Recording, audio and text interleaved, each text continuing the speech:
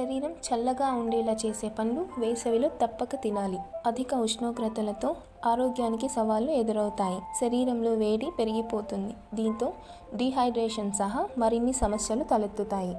అయితే కొన్ని పండ్లు శరీరంలో వేడిని తగ్గించగలవు. పుచ్చకాయలో శరీరాన్ని చల్లబరిచే గుణం ఉంటుంది. ఇందులోని వాటర్ కంటెంట్, యాంటీ ఆక్సిడెంట్లు, అమినో యాసిడ్స్ శరీరంలో వేడిని తగ్గిస్తాయి.